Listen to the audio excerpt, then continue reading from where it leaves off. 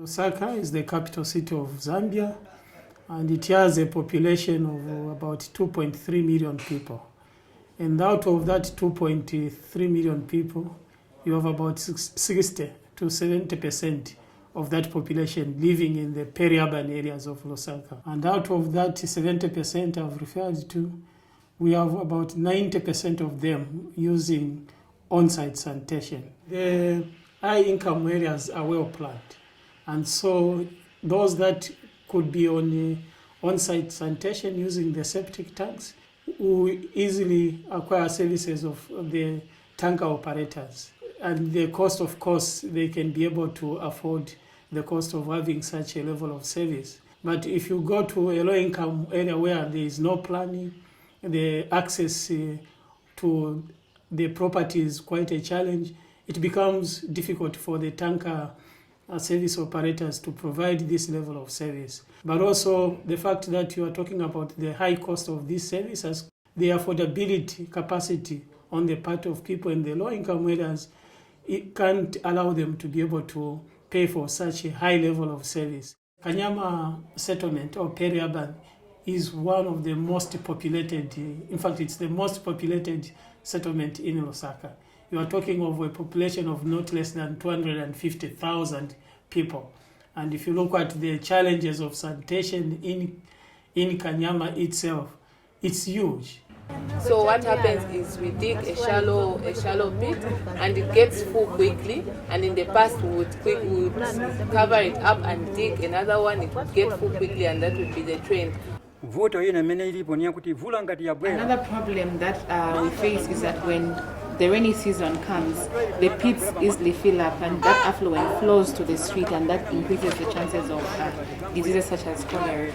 Lusaka Water and Storage Company was formed in 1988. One of the departments which is of interest to everyone is the peri-urban department. It is the department which is in charge of coordinating water and sanitation service provision in all the peri-urban areas in Lusaka. The Kanyama Water Trust is a community-based service provider which provides services on behalf of the mandated organization, which is Lusaka Water and Storage Company. We are actually involved in the services of supplying water to the community.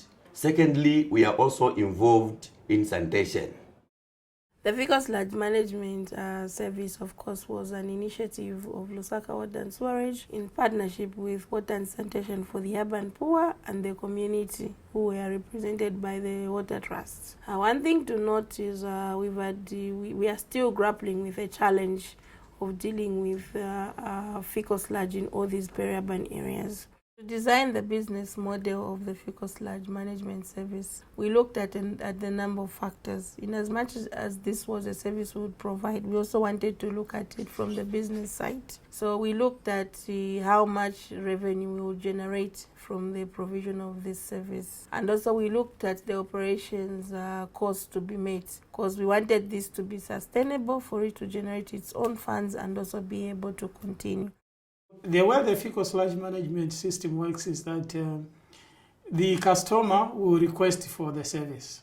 So they will try to find out how they can access the service. So what happens is that once a customer expresses interest, the Water Trust sends the pit emptiers to go and make an assessment. So once they assess, then they advise the householder of what level of service they can pay for, because we have 3 levels of service that are designed. So we looked at for 12 barrels for the smallest toilets, this would cost 250. Then for 24 barrels, a customer would be required to pay 380. And for 32 barrels, a customer would be required to pay 450 kwacha.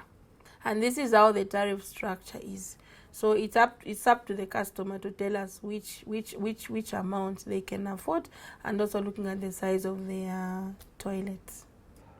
I came to know about the pit emptying service through door-to-door marketing services. Since the first time we registered for this service up to now, we are the people that we're using to empty our pit. This is a service where pits are emptied and the sludge from the pits safely transported to the treatment facilities, where again it is treated and safely disposed of or resold as either biofertilizer or gas that is used for energy purposes.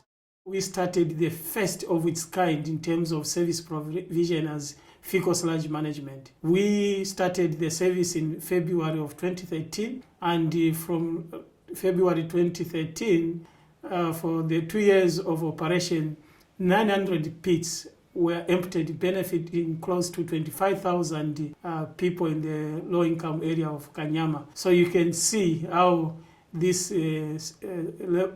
model of service delivery is responding to the sanitation needs of people in low-income areas of Zambia, and in particular in Kanyama.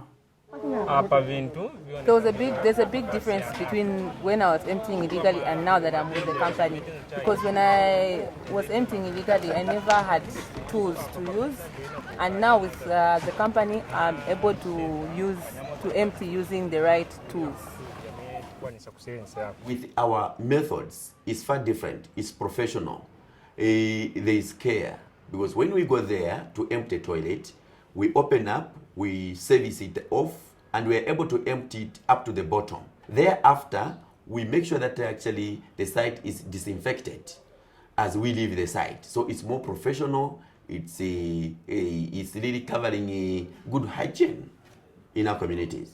I was very happy with the service because my pit was emptied to a considerable amount, and the service is worth the money that we pay for it. If I want a lot of sludge to be removed from my latrine, I will pay more. And if I want less, I will pay less. We know the things, for instance, that are making that the model to be not fully financially viable. So our priorities as at now, as WhatsApp, is to see how this current model can be improved so that it can become more financially viable.